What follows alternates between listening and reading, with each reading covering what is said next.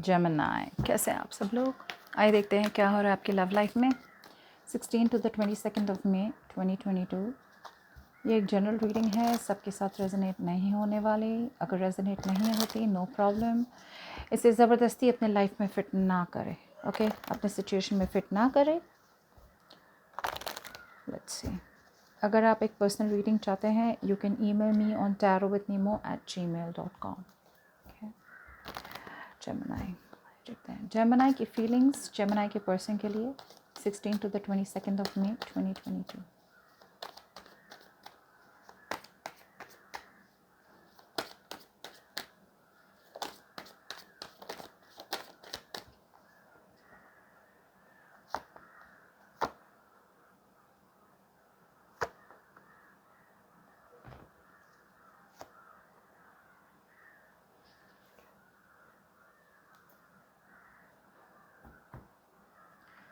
Gemini के person की feelings Gemini के लिए, जेमिनी के पर्सन की फीलिंग्स जेमिनी के लिए, जेमिनी के पर्सन की फीलिंग्स जेमिनी के लिए 16 to the 22nd of May 2022। Last shuffle.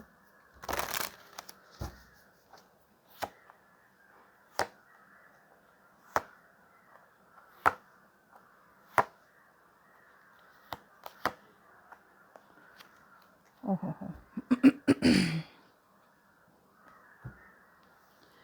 के जेमिनी, चलिए आपकी बात करते हैं।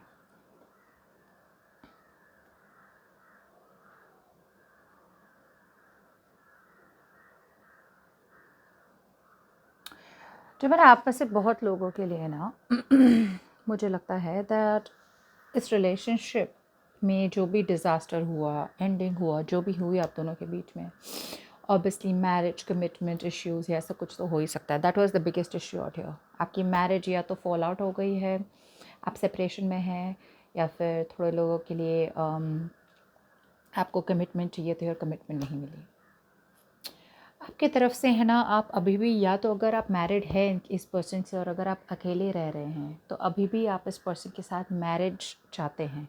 You still want to maintain this relationship, this connection, this marriage. अगर आप मैरिज में नहीं हैं तो आप अभी भी ये मैरिज चाहते हैं और आप वेट कर रहे हैं। एक वेटिंग एनर्जी देख रही हूँ मैं, जहाँ पे आप वेट करें कि आपके पर्सन वापस आएंगे।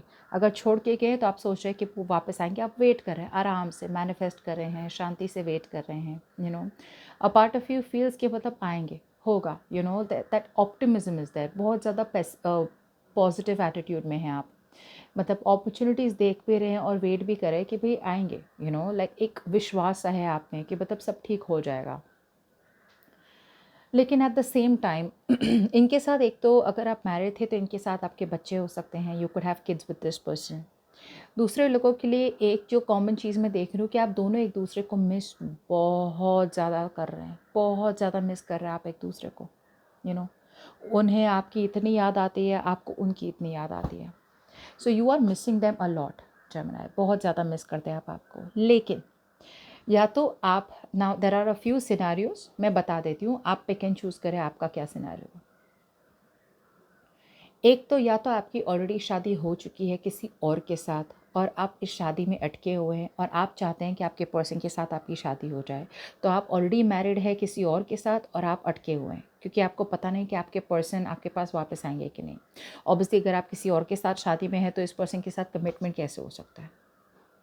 दूसरे लोगों के लिए है कि अगर आपकी शादी इस पर्सन से ही हुई है तो आपके तरफ से कोई इन्वेस्टमेंट नहीं हो रही है। आप अभी अपने फाइनेंसेस पे फोकस्ड है, अपने करियर पे फोकस्ड है। You know, your focus is on your financial investment, अपने करियर पे, अपने गोल्स पे। आप अपने आप को एक प्रूव करना चाहते हैं वर्ल्ड में कि यू आर वर्थ समथिंग। सो आपका पूरा फोकस है कि आप दुनिया को कैसे प्रूव कर सके कि भाई I can do something in life. Okay, आपका एक पर्पस है लाइफ में जहाँ पे एक प्रूव करना कि भाई you can be okay on your own, more than anything, सबसे ज़्यादा फाइनेंशियली। ओके, वो मैं देख पा रही हूँ, वो देख रही हूँ मैं। सो अगर आपको कमिटमेंट चाहिए भी इस पर्सन के साथ, यू नो, वैसे आपकी शादी हुई हो इनसे, ना हुई हो या किसी और से, आपका इन्वेस्टमेंट इस पर्सन की तरफ ज़ीरो है। You are not investing because आप है ना, थोड़े बहुत प्रैक्टिकल बन रहे हैं, सेल्फिश बन रहे हैं। Okay, not in a bad way but in a good way, जहाँ पे आपको लग रहा है कि भाई मैं इतनी इन्वेस्टमेंट इनमें कर तो रही हूँ बट क्या मुझे वो इन्वेस्टमेंट मिल रहा है।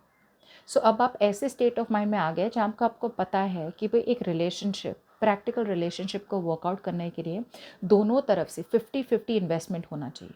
अगर 50-50 इन्वेस्टमेंट नहीं है तो it is not an equal relationship, that means कि it is time for you to move on. और आप में से बहुत लोगों के लिए मुझे ये भी लग रहा है कि कहीं ना कहीं आपको लग रहा है कि आपको इस पर्सन की तरफ से there is going to be no support. आपको लग रहा है ये पर्सन आपको सपोर्ट नहीं करते, ये पर्सन आपको अटेंशन नहीं देते, या फिर आपको एक पर्सन आपको लग भी रहा हो कि भाई यहाँ पे बात नहीं करने वाली। So part of you is also moving on. Okay, आप आगे बढ़ रहे हैं लाइफ में, क्योंकि आपको लग रहा है कि मतलब ये रिलेशनशिप इज़ बैड लक। आप में से बहुत लोग अब तक अटके हुए थे, जो सिचुएशन में अटके हुए थे, जो सिचुएशन में अब तक आपने बहुत वेट किया इस पर्सन का, बहुत वेट किया इंसान का कि या तो वो आपको कॉल करे, मैसेज करे या आपकी तरफ आए। अगर ये लॉन्ग डिस्टेंस रिलेशनशिप है तो आप चाहते थे कि आप दोनों मिले, या फिर वो आपकी तरफ आए ट्रैवल करने, लेकिन ऐसा कुछ आपके पर्सन ने अभी तक मूव बनाया नहीं है, जिसकी वजह से आप फॉरवर्ड मूवमेंट कर रहे हैं। Okay, I see you as moving forward, because आपकी तरफ से लाइफ एक अपॉर्चुनिटी दे रही है आपको कि आपको चूज़ करना है कि क्या आपको इस पर्सन के लिए वेट करना है या आपको मूव ऑन करना है। सो आप में से बहुत लोगों के लिए मुझे लग रहा है you are choosing to move forward. मुझे ये नहीं लगता है कि आप बिल्कुल इन पे ध्यान नहीं दे रहे हैं। यू आर वॉचिंग, स्पाई कर रहे हैं, स्टॉक कर रहे हैं, मे बी फ्रेंड्स को पूछ रहे हैं उनके बारे में, लेकिन there is no direct contact with the person. Okay, indirectly शायद आप बहुत सारे कम्युनिकेशंस मतलब उनके फ्रेंड्स से करते होंगे, रिलेटिव से करते होंगे, उनके बारे में इन्फॉर्मेशन निकालने की कोशिश कर रहे होंगे इंटरनेट पे, गूगल पे, फेक अकाउंट बना के, ठीक है, वो सब आप करते होंगे। बट आपकी तरफ से जितना भी आप इन्हें याद कर लें, आपकी तरफ से आप कोई मूव नहीं करने वाले उनकी तरफ। आपके पर्सन की बात की जाए तो आपके पर्सन अब स्टेबिलिटी देना चाहते हैं आपको, कमिटमेंट देना चाहते हैं आपको। पहले तो अगर बात की जाए तो आपके पर्सन बहुत ज़्यादा टूटे हुए हैं, अचानक से, एकदम से, जैसे बोलते हैं ना, अचानक से जो भी हुआ आप दोनों के बीच में, ओके, ये एक्सपेक्ट नहीं कर रहे थे। और ये जो भी ब्रेकअप हुआ, सेपरेशन हुआ, जो भी, मुझे लगता है एकदम से sudden breakup, sudden realisation, sudden separation जो भी हुआ है, अभी तो नो कम्युनिकेशन है आप दोनों के बीच में, लेकिन आपके पर्सन अभी रियलाइज़ कर रहे हैं एकदम से कि भाई वो आपके बिना रह नहीं सकते। रियलाइज़ हो रहा है उन्हें कि आप उनके सोलमेट हैं। आप में से दोनों में से कोई एक एज डिफरेंस हो सकता है, शायद लड़की छोटी हो सकती है, लड़का बड़ा हो सकता है, वॉट एवर, बट एक एज डिफरेंस देख रही हूँ मैं। रिलीजन, कास्ट डिफरेंस कुछ तो है, बिकॉज ये बहुत सोलमेट कनेक्शन है। बहुत याद करते हैं आपको, बहुत मिस करते हैं, आपके साथ जो भी पल बिठाए थे वो सारी बातें बार बार बार बार बार बार उन्हें याद दिला रही है। मुझे ऐसा भी लगता है आप में से बहुत लोगों के लिए कि ये पर्सन को ना लगा कि भाई ठीक है, कोई बात नहीं, ब्रेकअप हो गया, जेमिनी से भूल जाऊंगा या भूल जाऊंगी उसे, इतनी कोई बड़ी बात नहीं है। ये पर्सन शायद प्रैक्टिकली मूव फॉरवर्ड करने की कोशिश कर रहे थे, लेकिन यूनिवर्स ने शायद उन्हें ऐसी कुछ चीज़ें दिखा दी या फिर ऐसा कुछ उनको अब भ्रम टूट गया जहाँ उन्हें रियलाइज़ हुआ कि भाई मैं जेमिनी के बिना तो रह ही नहीं सकता, या जेमिनी के बिना नहीं रह सकती। एक होता है ना, कभी एरोगेंस बहुत ज़्यादा हो जाते हैं, तो एरोगेंस में ना हम अपने डू यू अंडरस्टैंड, जब मैं बोलती हूँ कि you live in your own bubble, आप अपनी ही दुनिया में रहते हैं, और अपनी दुनिया में रहते हैं मतलब आप अपने आप को ही कन्विंस कर रहे हैं, कहीं ना कहीं अपने आप को समझा रहे हैं, हाँ भाई मैं ठीक हूँ, क्या हो गया, ब्रेकअप ही तो हुआ है, या क्या हो गया, उसके बिना मैं नहीं रह सकता, उसके बिना मैं नहीं रह सकती। सो ये बोल बोल के वो आगे तो मतलब लेट गो तो करना चाह रहे थे, बट मूव ऑन नहीं कर पाए, और अब उन्हें एकदम से रियलाइज़ हुआ है कि भाई there is no one like Gemini in this world. ये पर्सन आपके साथ कमिटमेंट चाहते हैं, ओके, ये पर्सन आपके साथ शादी करना चाहते हैं, कमिटमेंट चाहते हैं, लेकिन कहीं ना कहीं for some reason out here यहाँ पे एक थर्ड पार्टी सिचुएशन में देख पा रही हूँ। Now it's going to be very different. कुछ लोगों के लिए ये पर्सन ऑलरेडी एक लॉन्ग टर्म कमिटमेंट में है, या ऑलरेडी इनकी शादी हो चुकी है, या रोका हुआ या सगाई हुई है, बिकॉज पेरेंट्स के प्रेशर की वजह से ऑलरेडी किसी और के साथ है, ओके। दूसरे लोगों के लिए यहाँ पे इनको मतलब प्रेशर हो सकता है पेरेंट्स से, कास्ट, सोसाइटी की वजह से, कि भाई आपसे शादी ना कर सके और किसी और के साथ शादी करनी पड़े इन्हें, बट करना चाहते हैं आपके साथ, बट थर्ड पार्टी सिचुएशन यहाँ पे मुझे बीच में आ रही है, ओके, जिसकी वजह से ये आपकी तरफ कमिटमेंट लेके नहीं आ पा रहे हैं।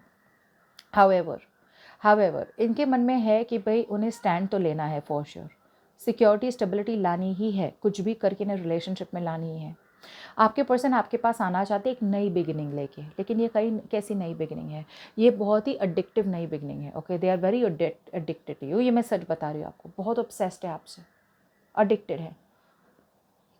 जैसे बोलते हैं एक टाइप का हैबिट हो गया, आपकी हैबिट हो गई है, यू नो, आपके बिना थोड़े महीने रह लिए ये, बट बात नहीं बनी। This person try to forget you, शायद आपको बहुत भूलने की कोशिश की, लेकिन जैसे बोलते हैं ना, हो नहीं पा रहे, उनमें इतनी स्ट्रेंथ नहीं है कि वो आपको लेट गो कर सके या फिर मूव ऑन कर सके आपसे।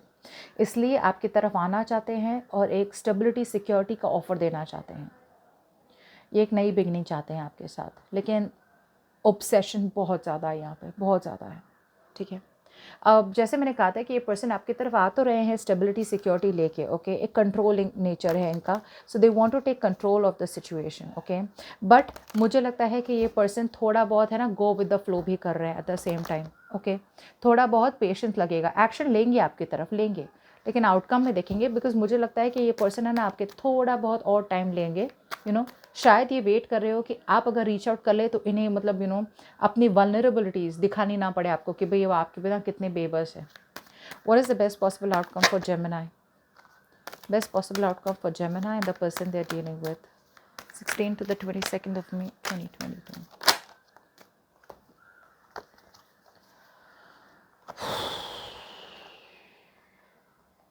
बस वही हो रहा है, आप गिव अप कर रहे हैं, आपके पर्सन टाइम ले रहे हैं। सी दैट्स एग्जैक्टली ना, आपके पर्सन अभी भी शट ऑफ है, अपने इमोशंस को दबा के रख रहे हैं, आपके साथ नई बिगनिंग चाहते हैं। एग्जैक्टली वही बोला था ना मैंने कि आपके पर्सन आ रहे हैं लेकिन थोड़ा टाइम लगाएंगे, जिसकी वजह से आप मूव ऑन कर रहे हैं। You are just turning your back, जैसे बोलते हैं ना, मतलब लाइक कि छोड़ दो यार, ये कभी नहीं होना, this is never possible, this is never happening. ये सिचुएशन में मतलब जो आपको वंस अपॉन अ टाइम जितनी खुशी हो रही थी ना, वो पूरी सिचुएशन अब पलट गई है, यू नो। आपको आपकी सारी इच्छाएं, आपकी सारी विशेस जो थी इस पर्सन के साथ ना, वो सारी इच्छाएं ना अब मतलब मर रही है धीरे धीरे, you know. It's becoming you know, धीरे धीरे फेड हो रही है। और कहीं ना कहीं आप ये वेटिंग एनर्जी में जो थे, जहाँ पे एक पॉजिटिविटी थी कि आएंगे आएंगे आएंगे आएंगे, मे बी आप लोगों ने किसी यू नो आप में से किसी लोगों ने अपने आप को एक टाइम फ्रेम दिया होगा, अगर इतने टाइम में ये पर्सन नहीं आए तो फिर मैं गिव अप कर दूंगा या मैं गिव अप कर दूंगी, ऐसा भी हो सकता है। बट बिकॉज आपके पर्सन अभी भी शट ऑफ है इमोशनली, अभी भी सोच रहे हैं, सी दो रीज़न हो सकती हैं। या तो ये पर्सन जैसे मैंने कहा था ऑलरेडी मैरिड है, जिसकी वजह से वो आ नहीं सकते, या दूसरे किसी और के साथ कार्मिक सिचुएशन में नहीं आ सकते, या फिर ये पर्सन शादी करना चाहते हैं आपसे लेकिन पेरेंट्स नहीं मान रहे हैं, जो भी है उसकी वजह से ये पर्सन टाइम ले रहे हैं। ठीक है, so that's what I have for you, okay. But आप तो गिव अप करते दिख रहे हैं, ओके। जो खुशी का माहौल था, जो खुशी चाहिए थी आपको, एक हैप्पीली एवर आफ्टर चाहिए था, मैरिज चाहिए था, वो आपकी तरफ से इन्हें मतलब छूट रही है। आपके जो ड्रीम्स विशेष थी इस पर्सन की तरफ से, वो इमोशनल फुलफिलमेंट अब कम हो रही है इस पर्सन से, और आपकी जो एक्सपेक्टेशंस थी वो भी फेड ऑफ हो रही है, बिकॉज ये पर्सन टाइम लगा रहे हैं।